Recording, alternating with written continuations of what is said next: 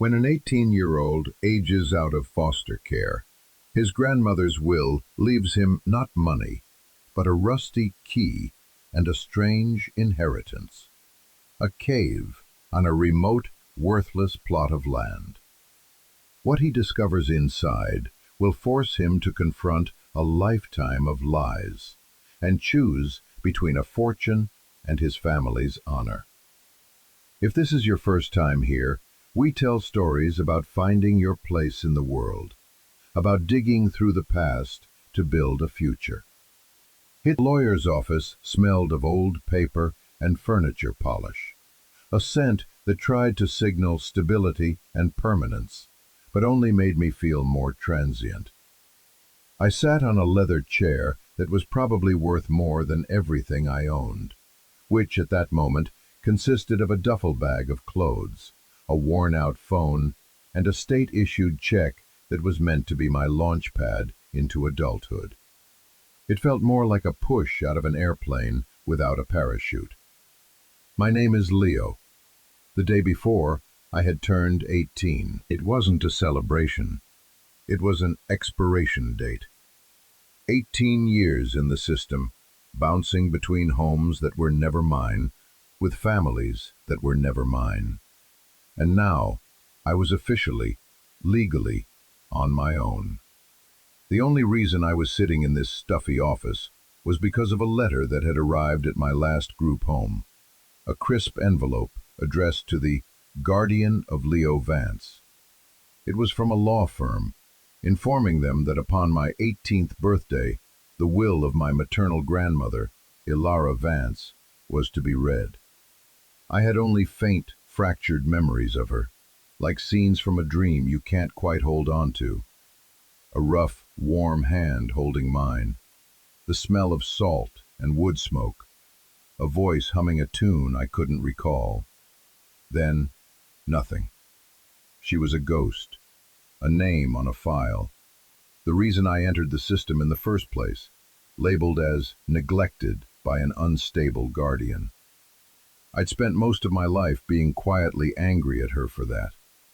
Mr. Davies, the lawyer, cleared his throat. He was a man made of tired, gray lines, gray suit, gray hair, gray skin. He looked at me over the top of his spectacles with an expression that was a careful blend of professional sympathy and a desire to get this over with. "Leo," he began, his voice dry as dust.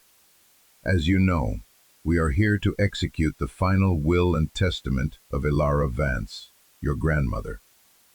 He slid a single sheet of paper across the polished mahogany desk. It is, as you can see, not a complex document. I picked it up. The legalese was dense, but the gist was simple. She, Ilara Vance, being of sound mind and body, left her entire estate to her sole grandson, Leo Vance. My heart gave a stupid, hopeful little flutter.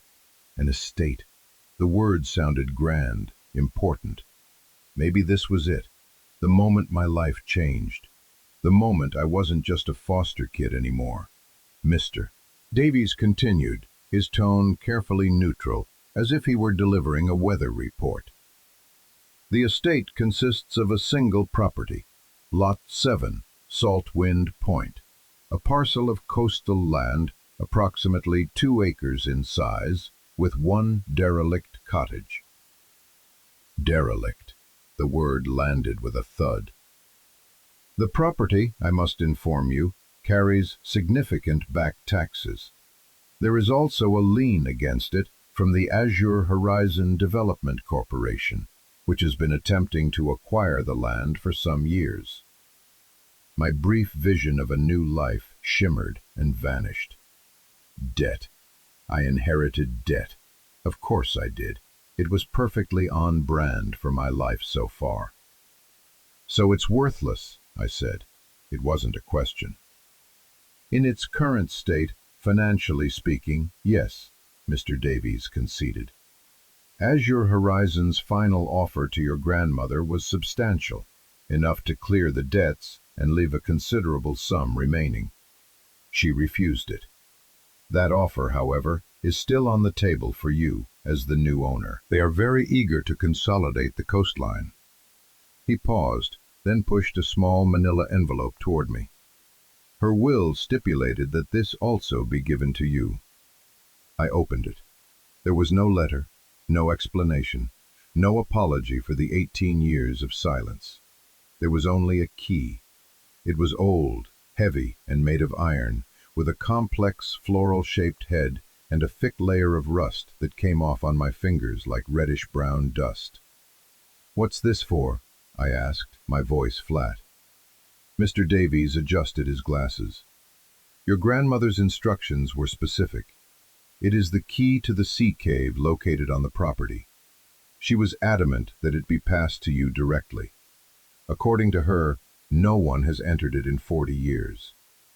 A key to a cave, on a worthless piece of land, that was my inheritance."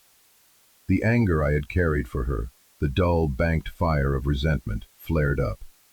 It was a joke, a cruel, pointless joke from a woman who had abandoned me. I wanted to leave the key on the desk, to walk out and never think of Saltwind Point or Ilara Vance again. But I didn't. I closed my hand around the cold, rusty metal. It was the only thing she had ever given me. It was the only thing I had that connected me to a time before the system. I slipped it into my pocket, the weight of it a small, hard anchor in the vast emptiness of my future. The meeting was over. Mr. Davies stood, his duty done.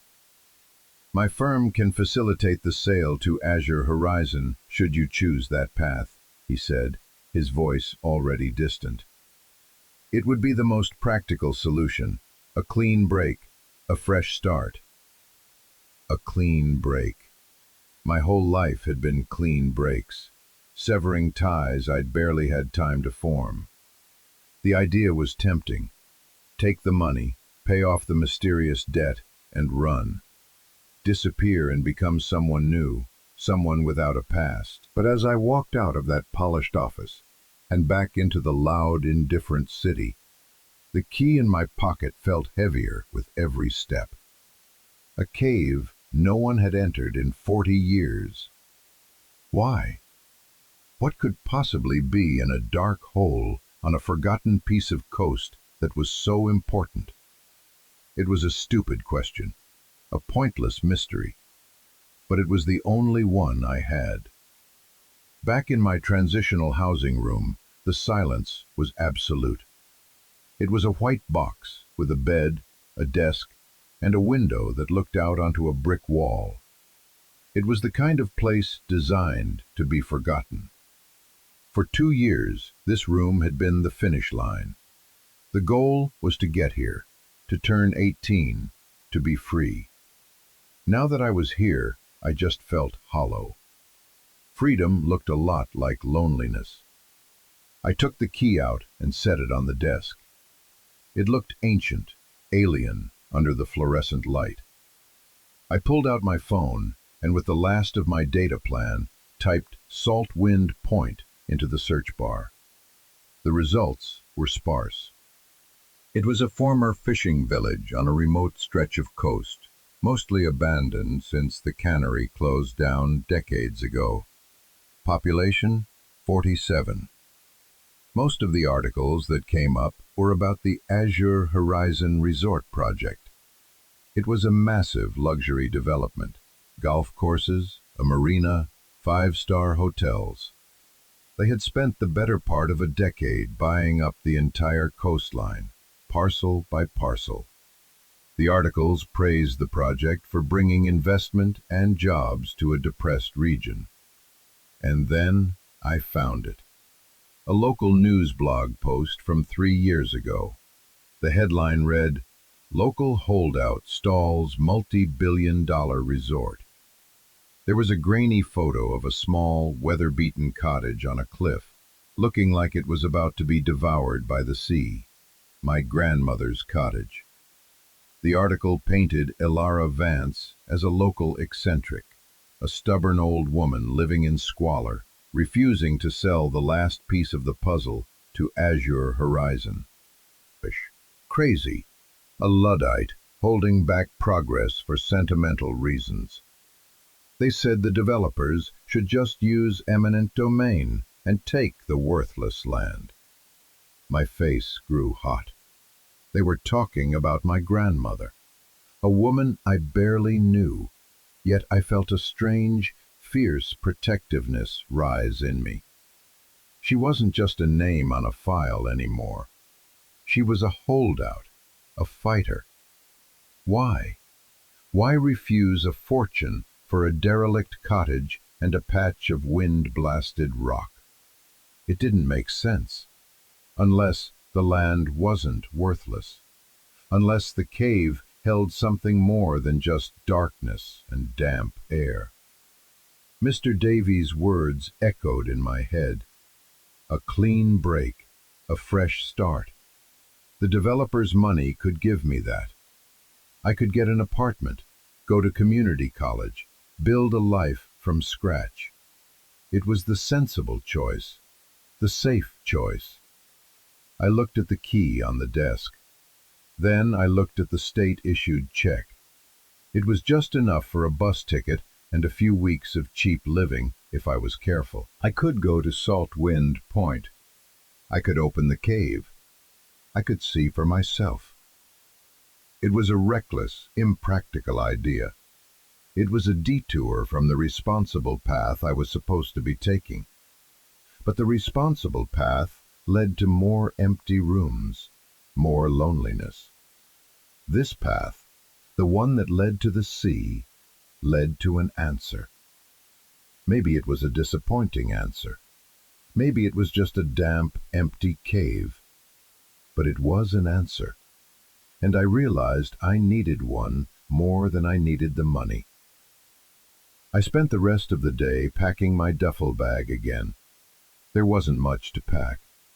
I bought a bus ticket online, a one-way trip to the closest town to Salt Wind Point. As I confirmed the purchase, a sense of calm settled over me for the first time in years. I wasn't running away from my past anymore. For the first time, I was running toward it. The bus groaned its way out of the city's gray embrace, leaving the concrete and steel behind for the green rolling hills of the countryside. I had a window seat, my head resting against the cool, vibrating glass. For hours, I watched the world slide by, a blur of trees and fields and small towns with single traffic lights. I felt like a ghost, haunting the space between a life that was over and one that hadn't yet begun. The other passengers were a mix of tired commuters, students, and families, each wrapped in their own little world. No one looked at me. I was good at being invisible. It was a survival skill I'd perfected over 18 years. You learn to take up less space, to make less noise, to be less of a problem.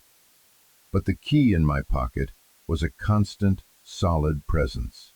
A reminder that I was going somewhere specific, for a specific reason. I wasn't just drifting anymore. The landscape began to change again as we neared the coast. The green softened, replaced by hardy, low-lying shrubs and patches of sandy soil. The air coming through the bus's vents started to carry a new scent, a faint, sharp tang of salt. My heart beat a little faster. I was getting close. The bus finally pulled into a small depot in a town called Port Blossom, the last stop on the line. From here, I'd have to find my own way to Salt Wind Point. The driver told me it was another 10 miles up the coast, and no buses went that way. "There's a fella, old Gus, runs the general store in Salt Wind," he said, pointing me toward a rusty payphone. "Might give you a lift if you're buying something." Salt Wind Point wasn't just a town. It was an afterthought. The walk from the payphone to the edge of Port Blossom revealed a place clinging to life. The main street had more boarded-up storefronts than open ones. I found a diner, and spent a few dollars on a coffee I couldn't afford, just to use their phone. I called the number the bus driver gave me. A gruff voice answered on the second ring. Gus's. Hello, I started, feeling awkward. My name is Leo. I was told you might be able to give me a ride to Saltwind Point. There was a long pause. Who's asking? Leo Vance. The silence on the other end of the line was different this time. It wasn't just a pause, it was heavy with thought. Ilara's boy? He finally said, his voice softer. Her grandson, yes. I'll be in Port Blossom for a supply run in an hour. Meet me at the hardware store. I drive a blue Ford pickup. You can't miss it. Half of it's rust. He hung up before I could thank him. Ilara's boy. He'd called me Ilara's boy. Not a foster kid, not a case number. In this forgotten corner of the world, I was somebody's grandson. The feeling was so new, so foreign, I didn't know what to do with it. An hour later, the blue and rust pickup rattled to a stop in front of me. The man behind the wheel, Gus, was as weathered as his truck. He had a thick white beard, a face carved with lines by sun and sea, and clear, assessing eyes. He looked me up and down. You got her eyes, he said by way of greeting. He motioned to the passenger side. Get in. The ride to Saltwind Point was quiet at first. The road hugged the coastline, a narrow strip of asphalt between wind-swept bluffs and the gray, churning Atlantic. The sky was a low, heavy blanket of cloud. So the lawyer finally found you, Gus said, not taking his eyes off the road. I suppose you're here to sell. The question was casual, but it felt like a test. I'm here to see the place first, I said carefully. They gave me a key. Gus grunted. The cave key. Haven't seen that thing in a dog's age. She kept it on a chain around her neck, never took it off. He glanced at me. Your grandmother was a good woman, kid. Stubborn as a barnacle on a hull, but good. Don't believe everything you might have heard.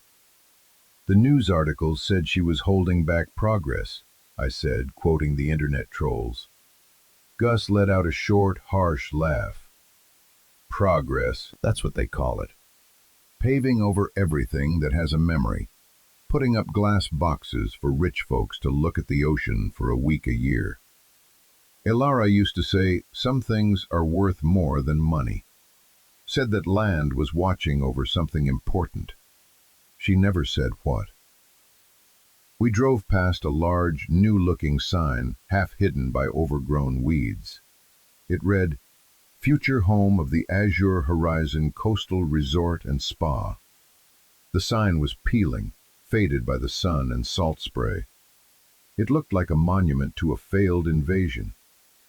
They haven't given up, Gus said, noticing my gaze. They just went quiet, waiting for her to pass. Now they'll be coming for you. We pulled into Saltwind Point.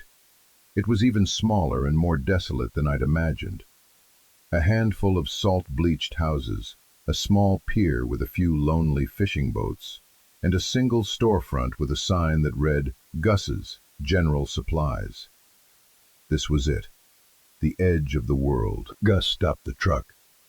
Your grandmother's place is about a mile down that path, he said, pointing to a track that disappeared over the cliff edge. It'll be rough going. He looked at me, his expression serious. Kid, be careful. This isn't just about land. It never was. I thanked him for the ride and stepped out of the truck. The wind hit me immediately, cold and relentless, carrying the scent of salt and wet rock. I pulled my jacket tighter and started walking down the path. With every step, the hum of the modern world faded, replaced by the roar of the surf and the cry of gulls. I was walking into my grandmother's world, a world that had been waiting for me for 18 years. The path was more of a suggestion than a trail, a faint line of packed earth winding through thorny gorse and sea-stunted grass. It clung to the edge of the cliff, and below, the ocean crashed against black, jagged rocks in a frenzy of white foam. The sky was getting darker, the clouds thick and bruised-looking. A fine mist began to fall, clinging to my clothes and hair. It felt like the land itself was trying to push me back, to keep its secrets. After what felt like an eternity, I saw it, the cottage. It was exactly as it looked in the grainy news photo, only more desolate in person. It was tiny, a one-room shack really, perched alarmingly close to the crumbling cliff edge. The roof sagged in the middle like a tired old back. The windows were boarded over with gray, weathered planks, and the paint had long since been scoured away by decades of salt and wind, leaving the bare wood exposed. It looked less like a house and more like a shipwreck that had washed ashore. My heart sank. This was it. This was my grand inheritance, a ruin. I walked up to the front door, my boots sinking into the soft, overgrown turf. I tried the handle. It didn't budge. I put my shoulder to the door and pushed, but it was swollen tight in its frame, sealed shut by years of damp sea air. There was no getting in.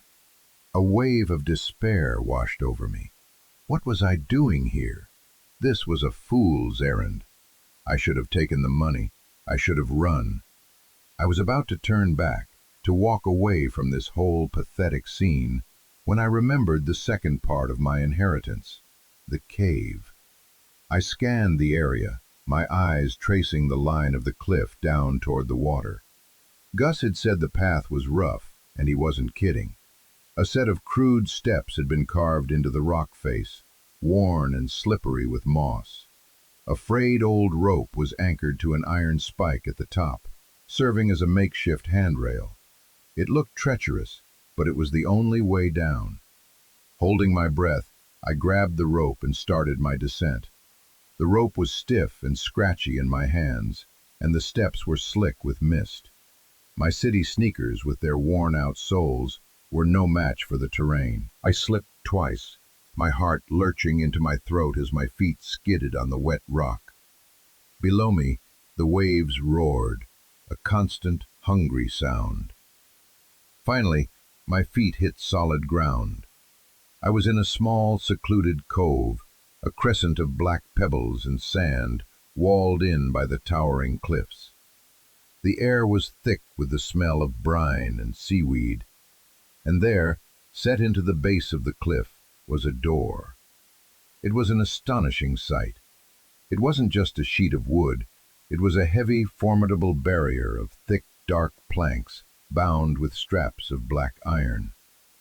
It looked like something from a medieval fortress, completely out of place on this wild, abandoned shore. A huge, brutal-looking padlock, orange with rust, held it shut. This was it, the entrance to the cave. My hand trembled as I reached into my pocket and pulled out the key. It felt like I was holding a piece of a forgotten time. I wiped the wetness from my hands onto my jeans and inserted the key into the lock. It slid in with a grating sound. I tried to turn it. Nothing. It was frozen solid. I gritted my teeth and put both hands on the key, twisting with all my might. My muscles screamed in protest. For a moment, I thought it was hopeless, that the lock had rusted shut forever. Then, with a deafening groan that seemed to echo off the cliffs, the internal mechanism turned. The lock sprang open. I pulled it free. It was heavier than it looked. Now for the door itself. I found a small iron ring that served as a handle and pulled. The door resisted, sealed by time and salt. I braced my feet against the rocks and pulled again, my whole body straining. It moved, just a fraction of an inch, with a deep, groaning sound, like a waking giant. I pulled again, and slowly, inch by painful inch, The ancient door swung inward, opening a sliver of perfect darkness. A puff of air, cold and utterly still, washed over my face. It didn't smell of damp or decay, like a natural sea cave would. It smelled of dust, of dry wood, and of time itself. It smelled preserved. My phone was almost dead, but the flashlight app still worked. I switched it on and aimed the thin, pale beam into the opening. The darkness swallowed it. Taking a deep breath, a breath that felt like a step into another world, I squeezed through the opening and into the cave. The beam from my phone's flashlight cut a nervous, trembling path through the absolute black. The first thing I noticed was the floor. It was level, packed earth, not the uneven rock I'd expected. The walls, too, weren't natural. They had been smoothed and reinforced with massive wooden timbers, dark with age, like the ribs of some ancient beast. This wasn't a cave. It was a man-made chamber, a secret room hidden in the heart of the cliff. It was larger than the cottage above, a long rectangular space that stretched back into the darkness. And it was full. Stacked against the walls were dozens of wooden crates and old military-style footlockers, all of them covered in a blanket of dust so thick it softened their edges. A lifetime of forgotten things sealed away from the world. A strange mix of excitement and disappointment warred within me.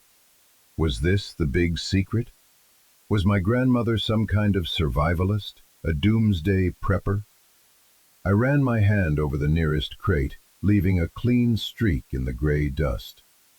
I found a small crowbar lying on top of a stack, as if left there for this exact moment. I wedged it under the lid of the first crate and pried it open. The nails screamed as they pulled free. I pointed my light inside. It was filled with canned goods, beans, preserved meats, peaches. The labels were faded, the design decades old. I opened another. Blankets, thick wool ones, smelling faintly of mothballs. Another held tools, hammers, saws, ropes, and lanterns. It was a survival cache. A well-stocked one, but nothing more. The hope that had been building in me began to curdle. This was it. This was the grand mystery. A pantry. My grandmother wasn't a fighter. She was just a paranoid old woman who'd hoarded food and refused to sell her land. The articles were right. She was just an eccentric. I felt foolish, angry at myself for wasting my last dollars to come here, for believing in a mystery that didn't exist. I was about to turn and leave, to just close the door on this whole pathetic legacy, when my light caught something. Tucked away in the very back of the chamber, separate from the stacks of supplies, was a single, dark green metal footlocker. It was smaller than the others, and it wasn't dusty like them. It had been wiped clean, relatively recently, and on its lid, painted in faint white block letters, was a single word. Leo. My breath caught in my throat. My name. This one was for me. My hands were shaking as I knelt before it. It wasn't locked. I lifted the heavy latches, the metal clicking loudly in the profound silence. I lifted the lid. The contents were wrapped in oilcloth. There were no supplies here. No cans of beans, no wool blankets. This locker was filled with paper, bundles of letters tied with faded twine, thick leather-bound books, stacks of photographs held together with rubber bands that had gone brittle with age. At the very top was a single sealed envelope, also with my name on it. I picked up. "Are reading this, then I am gone, and you are reading this, then I am gone, and you are a man." 18. I can hardly imagine it. In my mind, you are forever 4 years old, with your grandfather's serious eyes and a laugh that could make the seagulls jealous.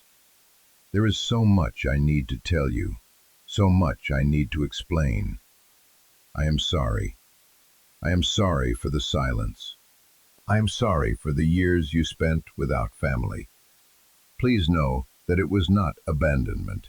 It was protection. I had to stop and take a ragged breath. The words on the page felt like a direct blow to the heart. I continued reading. She told me to read the letters in the bundles first, the ones marked by year. I found the first bundle, labeled Year 5. I untied the twine. The letter on top was dated the day after my 5th birthday. "Happy birthday, my sweet boy," it read. "I hope the people you are with were kind to you today. I baked you a cake, a little one. I sat with it by the window and pretended you were here to blow out the candles." I sank down onto the dusty floor, my back against a crate of canned peaches, and I began to read. I read for hours, my phone's battery life beeping a frantic warning as the light flickered and dimmed. I read through years of birthdays I'd never known were celebrated, Christmases I'd never known were missed. With each letter, a portrait of the woman I'd resented began to emerge. She was not unstable. She was sharp, loving, and fiercely intelligent. And she was grieving. As I read, the real story, the one buried for 40 years, began to unspool. It started with my grandfather, a man named Thomas Vance. He was a fisherman, the captain of his own boat. He wasn't just fishing, though. He and a few other local captains had discovered that the Big Fish Processing Company, which was a front for a man named Alistair Finch, was using its shipping network for smuggling. Illegal arms, untaxed goods, all sorts of dirty business. Thomas and the other men decided they couldn't stand by. They gathered proof. My grandfather kept a detailed logbook, documenting everything. Dates, routes, cargo manifests, names. They were going to go to the federal authorities. The night before they were set to leave, they went out for one last run. A sudden violent storm blew in, or so the official report said. Their boats were lost. All hands gone. No survivors. No wreckage ever found. Everyone called it a tragic accident. Ilara knew it wasn't. She knew it was Finch. He had silenced them. But he didn't know that Thomas, paranoid and careful, had left his logbook with her for safekeeping. When Ilara tried to take the logbook to the local authorities, she was dismissed. When she pushed, she was threatened. Finch was a powerful man. He had money, connections. He owned the whole region, the police, the local politicians, everyone. No one would listen to a grieving widow. So Finch started a different kind of war. A war on her reputation. He spread rumors that she was crazy with grief, that she was unstable, paranoid. He used his influence with social services, citing her poverty and her delusions about a conspiracy. And one day, they came and took me. They took her grandson, the only thing she had left of her family. Finch thought that would be the end of it. He thought breaking her heart would make her pliable. He started making offers to buy her land, wanting to erase the last remnant of the Vance family from Saltwind Point. But he underestimated her. Losing me didn't break her. It forged her grief into a cold, hard resolve. She couldn't fight him in the open, not without endangering me. If she was a known threat, who knew what a man like Finch might do to a ward of the state, a boy with no one to protect him? So she made a choice. She accepted the role he had created for her. She became the crazy old woman on the cliff. She let the cottage fall into disrepair. She cut herself off. She made herself small, insignificant, a local eccentric not worth bothering with. And all the while, she was working. She hid the evidence, the the logbook, and everything else she could gather in the cave. And she waited. She waited for me to turn 18, for me to be free from the system, out of Finch's reach, for me to be old enough to make my own choice. My phone finally died, plunging me into absolute, suffocating darkness. I sat there on the cold floor, the letters in my lap. The air was thick with the dust of the past, and I was choking on it. I cried. I cried for the little boy who thought he'd been thrown away. I cried for the grandfather I'd never met, a hero murdered at sea. And most of all, I cried for the grandmother I had so terribly misjudged. A woman who had sacrificed her life, her reputation, her own happiness, just to keep a single, terrible truth safe. And to keep me safe. I fumbled in the footlocker, my hands searching in the dark until they found one of the lanterns from the supply crates. I found a box of matches, my fingers clumsy and stiff. The first match sputtered and died. The second one flared to life, a tiny star in the immense darkness. I lit the lantern. A warm, golden light filled the cave, pushing back the shadows. In the steady glow, I saw the rest of the contents of the footlocker. There it was, the logbook. A thick, leather-bound ledger, its pages filled with my grandfather's neat, compact handwriting. And there were other boxes, meticulously labeled. One contained sworn, notarized affidavits from the other widows, written years later when they were dying, finally brave enough to tell the truth on paper. Another held photographs of clandestine meetings, financial documents Ilara had somehow managed to obtain, a web of evidence she had painstakingly woven over 4 decades. This cave wasn't a pantry, it was an armory. It was a tomb for 3 murdered fishermen, and it was a weapon waiting to be fired. I finally found the last letter, the one I had seen on top, the one addressed to me now. I picked it up again, my hands no longer shaking. "The choice is yours, Leo," she had written.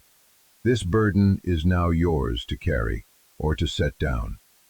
Alistair Finch is an old man now, a celebrated philanthropist. He is more powerful than ever for the land. It is a fortune. You can, for the land. It is a fortune. You can burn everything in this cave, walk away, and build a safe, comfortable life for yourself. You owe us nothing. You have already lost enough. Your freedom and your peace are more important than an old woman's war." The lantern flame flickered. "But if you choose to fight," the letter concluded, "you will give those men, your grandfather included, the justice they were denied for 40 years. You will give their memories peace, and you will show the world that the truth can't be buried forever. The choice, my dearest boy, is yours. A safe life or a meaningful one. Whatever you decide, know that your grandfather and I are proud of the man you have become. Be safe. Be happy. All my love forever. Your grandmother, Ilara." The weight of her words settled on me, a physical pressure in the cold, still air. A safe life or a meaningful one? For 18 years, my only goal had been survival, to get through the day, to not make waves, to be safe. Safety was all I'd ever wanted. And here it was, being offered to me on a silver platter. I could walk out of this cave, call Mr. Davies, and sell this cursed land to the son of the man who murdered my grandfather. I could be rich. I could go anywhere, do anything. No one would ever know. The secret would die with me, here in this dusty cave. It would be so easy. A clean break, a fresh start. I thought about my life in the system, the constant feeling of being untethered, of having no history, no roots. I was nobody, from nowhere, a blank slate. But I wasn't a blank slate.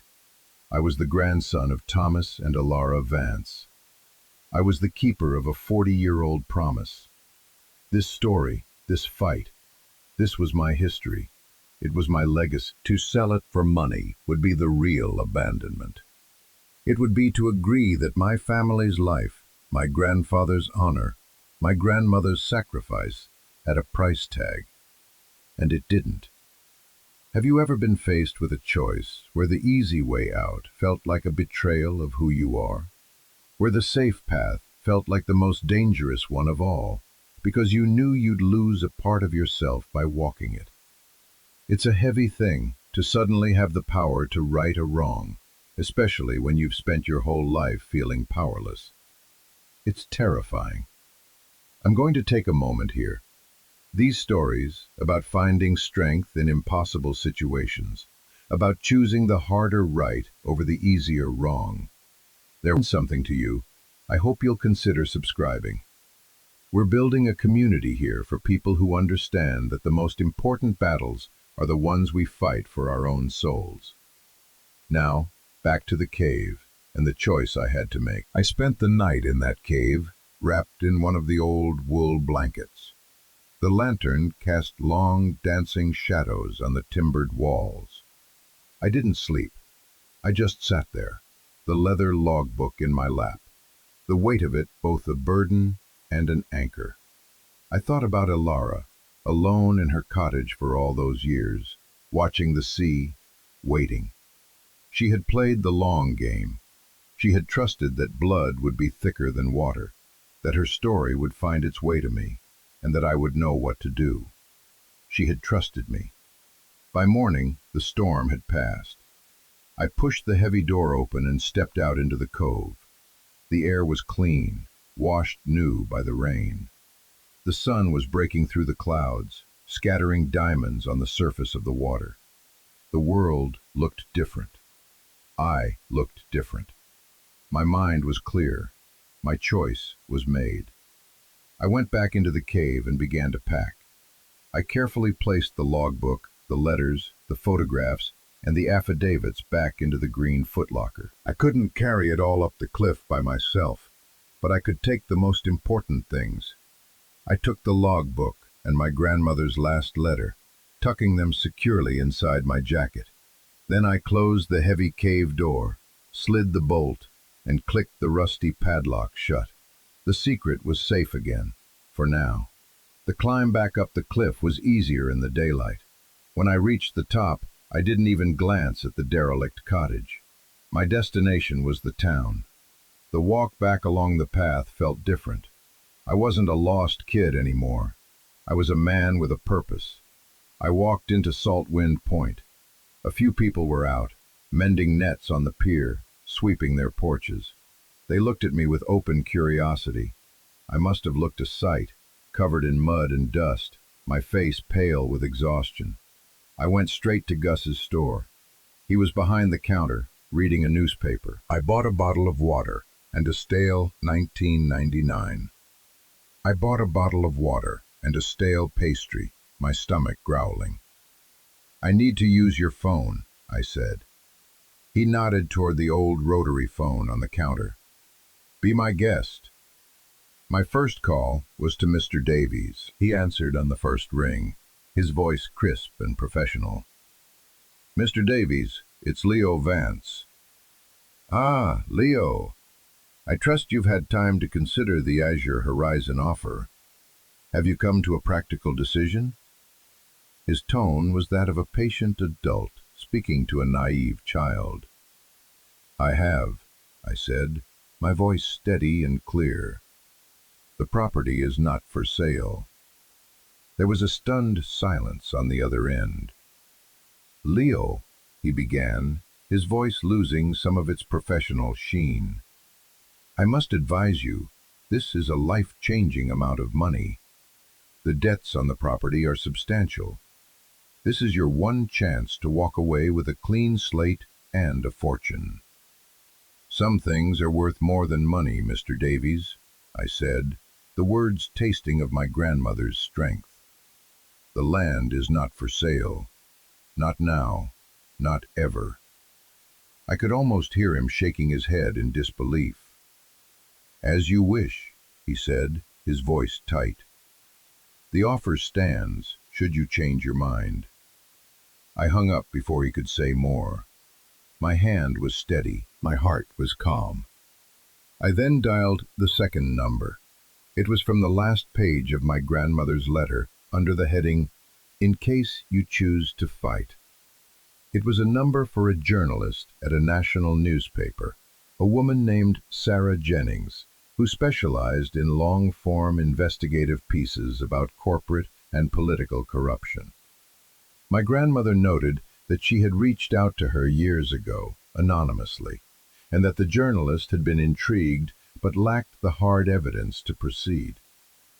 The phone rang 4 times, then went to voicemail. I took a deep breath. "My name is Leo Vance," I said, my voice low and even. "I am Ilara Vance's grandson from Salt Wind Point. I have my grandfather's logbook and everything else." I recited Gus's phone number and hung up. Gus was watching me, his expression unreadable. "Sounds like you didn't come here to sell after all," he said quietly. "No," I said. "I came here to finish a fight." A slow smile spread across his weathered face. "Good," he said. "It's about damn time." 2 hours later, a sleek rental car, completely out of place in this rustic setting, sped into town and screeched to a halt in front of the store. A woman with sharp, intelligent eyes and a no-nonsense haircut got out. She looked around, her gaze landing on me as I stood on the porch. "Leo Vance?" she asked. I nodded. "I'm Sarah Jennings," she said, shaking my hand. Her grip was firm. "You said on the phone you have a logbook." I didn't say anything. I just pulled my grandfather's ledger from my jacket and handed it to her. She took it, her journalistic skepticism plain on her face. She opened it to a random page. She read for a moment, then another. Her eyes widened. She flipped through more pages, her expression shifting from skepticism to shock, and then to a kind of fierce, hungry excitement. She looked up at me, and all the doubt was gone from her face. "Where can we talk?" she asked.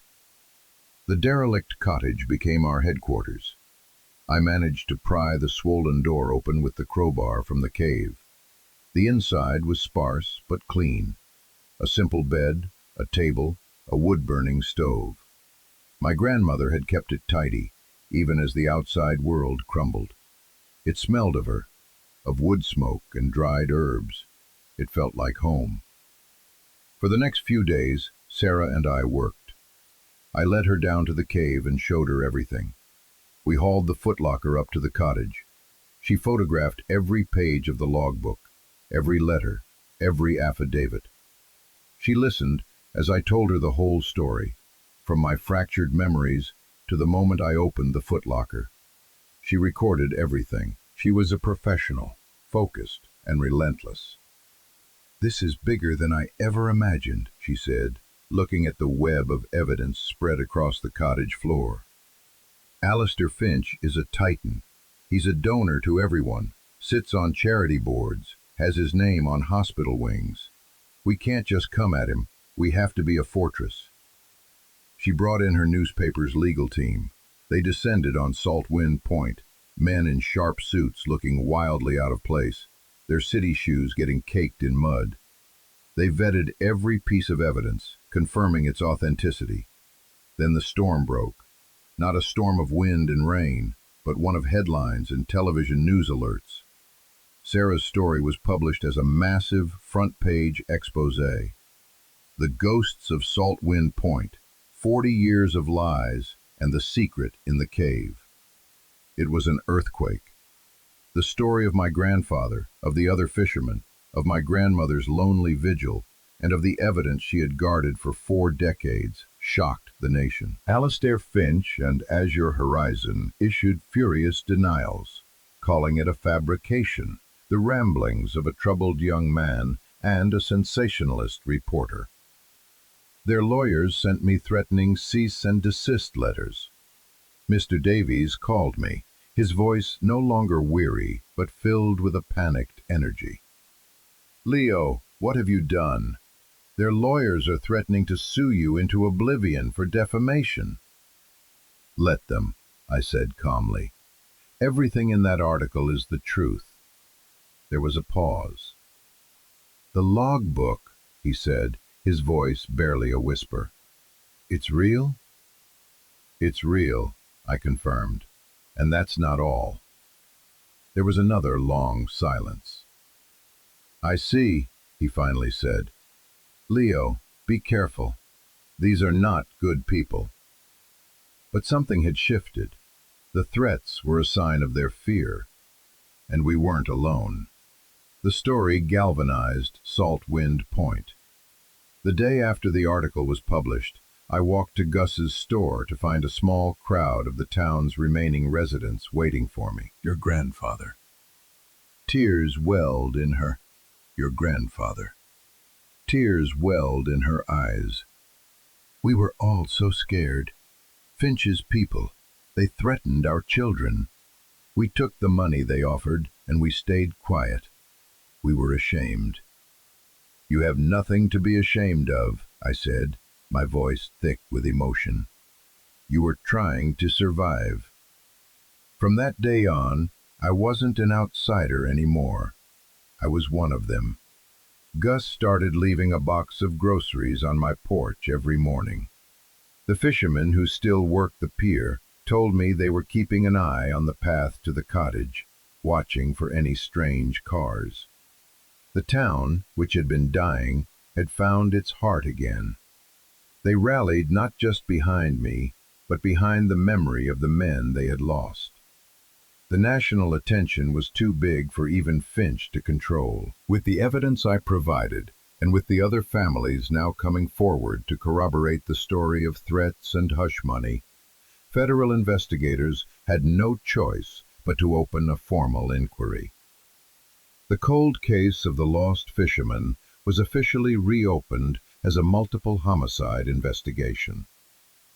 Alistair Finch, the celebrated philanthropist, was indicted. His empire of lies, built on the graves of honest men, began to crumble. Months have passed. The legal proceedings are a slow, grinding machine, but the outcome is no longer in doubt. Finch's reputation is destroyed. His company, Azure Horizon, is bankrupt, its name synonymous with corruption and murder. The project is dead. Their peeling sign on the coast road was finally torn down last week. I'm still here in Salt Wind Point. I live in the cottage. It's no longer derelict. With help from Gus and some of the other locals, I've repaired the roof, replaced the windows, and given it a fresh coat of paint, sea blue. It's small, and the wind still howls outside on stormy nights. But it's mine. It's a home. I spend my days working on the house, helping the fishermen with their nets and walking the cliffs. Sometimes I go down to the cave. It's empty now. The evidence is all in federal custody. But I go there to sit in the silence and think about my grandmother. I think about the concept of inheritance. When I sat in that lawyer's office, I thought it was about money, about property. I was so wrong. I didn't inherit a worthless plot of land. I inherited a story. I inherited a purpose. My grandmother didn't leave me a fortune to spend. She left me a truth to defend. She couldn't give me a normal childhood. She couldn't protect me from the loneliness of the system. But she did something more profound. She preserved my identity. She held on to the story of who I am and where I come from, keeping it safe until I was strong enough to claim it. The cave wasn't a tomb for the past. It was an incubator. It was a place where a secret was kept warm, waiting for the right person to bring it into the light. She didn't abandon me, she armed me. Her 40-year vigil wasn't an act of stubbornness. It was an act of profound faith. Faith in the truth, faith in justice, and faith in me. Standing here on the cliff, looking out at the same endless ocean she watched for all those years, I finally understand. I don't need to wish I had known her. In a way, I know her better than anyone. I know her strength, her patience, her incredible love, and I am trying, every day, to be worthy of it. Home isn't always 4 walls and a roof. Sometimes it's a promise you keep.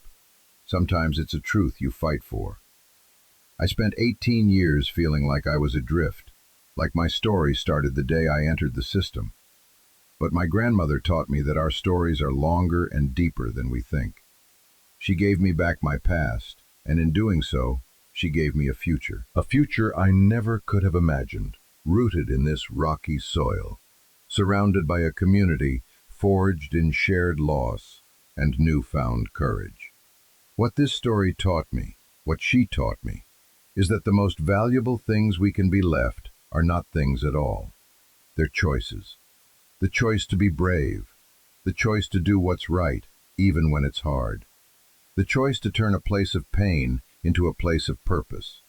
The choice to be more than just a survivor, but to be a protector of someone else's memory. If this story resonated with you, if you've ever had to fight for your own truth, or find your own meaning of home, I'd love to hear a place for those stories. A community built on the idea that our past doesn't have to define us, but it can empower us. Your story matters. Thank you for listening, for sharing this space with me.